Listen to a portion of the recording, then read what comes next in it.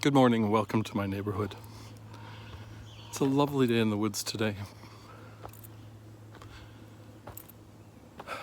Seems like we've gone from the frying pan into the fire.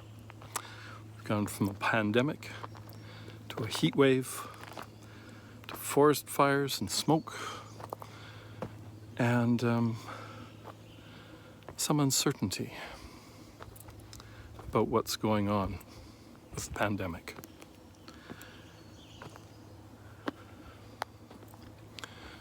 The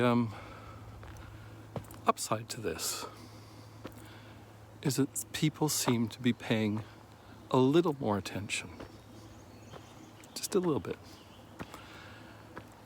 to the synergistic implications of the complex systems that we are and that we reside in.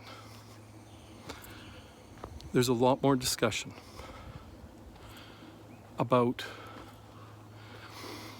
maybe the environment isn't there just for us to mine and strip and use. There's a little bit more thinking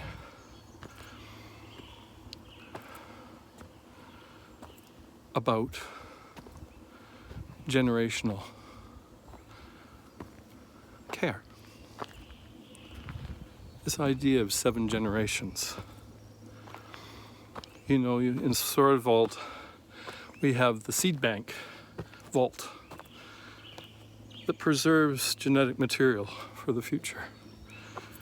We have a writer's thing where famous writers, maybe not so famous writers, put books on deposit to be published, I think in 100 years, on paper from a forest that has been planted for that purpose. Margaret Atwood, I think, was the first author to put a book there. Of course, she'll never see, well, she might. You know, we are living longer, but generally, she may never see the public's response to that book.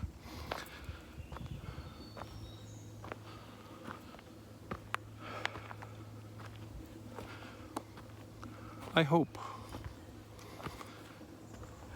and I'm grateful, that we're starting to see people thinking more about ecologies, more about biomes of us, of the forest that I'm walking through, the fungi and mycelium connection between all the trees, as well as in the oceans. You know, a recent heat wave had a very odd consequence that we've just found out about. We were going up for a week. We had they called a heat bubble, and it caused things like pyrocumulus clouds that generate their own winds and lightning, creating more fires, and was in some places close to 50 degrees Celsius. At the same time, we had exceptionally low tides, and a lot of the mussels and stuff in the intertidal zones cooked. They died of the heat, probably about 1 billion of them.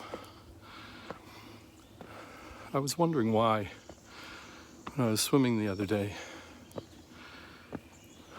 All the shells were open, but they're black. They're in the sun, no shade. When we have a very low tide, and our tides go from sort of 0 to 17 feet. So when the tide's really low, the shells are exposed for a long time. They get hot. So I'm wondering what's happening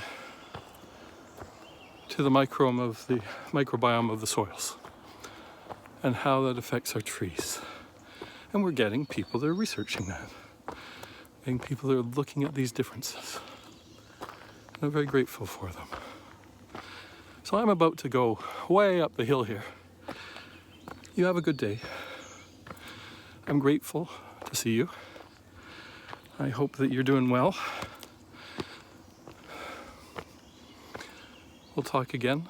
Push subscribe, push like, and have a look at the references. Talk to you later. Bye now.